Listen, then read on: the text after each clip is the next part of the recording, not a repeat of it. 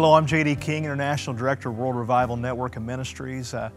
Love engaging churches, talking to them about ministry, talking to them about what's going on. And a lot of churches I've been around and had relationships with, there's an emphasis on the Bible, on the Word of God. I'm thankful for that. We talk a lot about how to learn the Scriptures, how to study them. I've got a lot of pastor friends, and they love to preach, and they spend hours.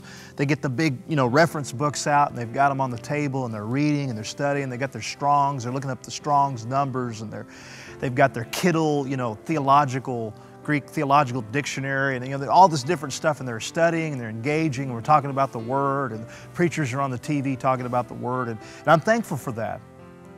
But the thing I think we're missing sometimes is this, that it's not enough just to be powerful in the Word.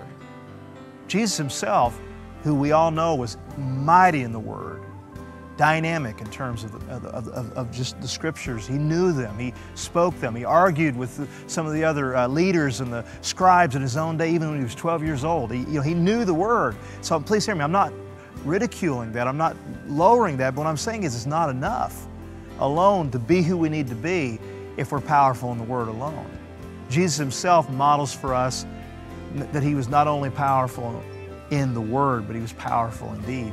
Luke 24:19 says this, that Jesus was powerful in word and deed. So here's what I'm saying here. We can't just be a people who are plugged into the Scriptures, plugged into the Word, and we know all the truths and the theology of it. That's good, but it's not good enough. We've got to be a people that are not only in the Word, but people that are powerful in deed, being able to express, to pray, to project, to enable, and to bring into the lives of people in terms of our prayer life, in terms of healing and ministry. We've got to begin to demonstrate the reality of who the Lord is, who God is. We've got to be powerful, not just in word, but in deed. And as I look around the church, I see a lot of word, but I don't see a lot of deed. I don't see a lot of action. I don't see a lot of activity. Many of us would attend church, your average church in America, and we'd walk in and we probably wouldn't see anything substantial happen. There are no healings, no breakthrough, no word of prophetic nature, nothing that's dynamic. And there's just not this expression, there's not this deed, there's not this dynamic that really begins to show up on the ground.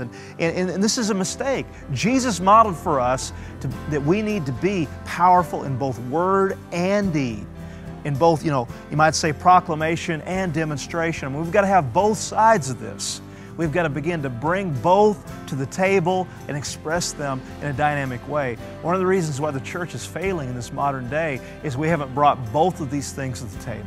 We haven't learned how to both express the Word of God, but the reality of the Spirit and the dynamic of what the Lord wants to do in terms of signs, wonders, and miracles. Jesus was mighty in word and deed.